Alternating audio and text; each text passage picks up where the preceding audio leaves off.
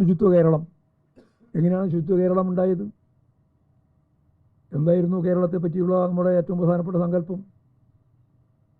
ലോകത്ത് കണ്ടിരിക്കേണ്ടുന്ന ഏറ്റവും പ്രധാനപ്പെട്ട 52 സ്ഥലങ്ങളിൽ ഒന്ന് കേരളമാണ് എന്ന് ടൈം മാഗസിൻ അമേരിക്കയിൽ അവരുടെ കൃത്യമായ സർവേയും പഠനവും അടിസ്ഥാനപ്പെടുത്തിയിട്ട് വിശദീകരിച്ചപ്പോൾ കേരളം 52 52ാമത്തതല്ല, 52ൽ വളരെ ശ്രദ്ധേയമായ ഒരു സ്ഥലമാണ്. സ്ഥലം എന്നാണ് പറഞ്ഞത്, ഒരു സംസ്ഥാനം എന്ന രീതിയിലല്ല. നമ്മൾ കേരളം മുഴുവൻ ഒരറ്റം മുതൽ മറ്റൊരറ്റം വരെ ലോക ജനതയെ ആകർഷിക്കുന്ന, ടൂറിസ്റ്റുകാർ തന്നെ പറയുന്ന ദീപത്തിൻ്റെ സ്വന്തം നാടായിട്ടുള്ള ഒരു നാടാണ്. നമ്മൾ 4-5 വർഷം മുമ്പ്, 4 വർഷം മുമ്പ്, 4.5 വർഷം മുമ്പ് തദ്ദേശ സ്വയംഭരണ സ്ഥാപനങ്ങൾ തന്നെയാണ് മുൻകൈ എടുത്തത്.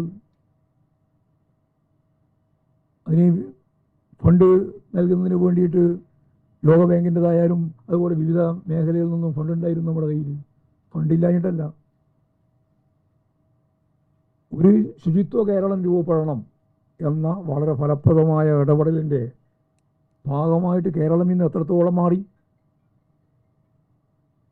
എത്ര വിമർശനപരമായ കാര്യങ്ങൾ അവതരിപ്പിക്കുന്നവർക്കും കേരളത്തിൻ്റെ ഈ മാറ്റം കാണാതിരിക്കാൻ പറ്റില്ലല്ലോ.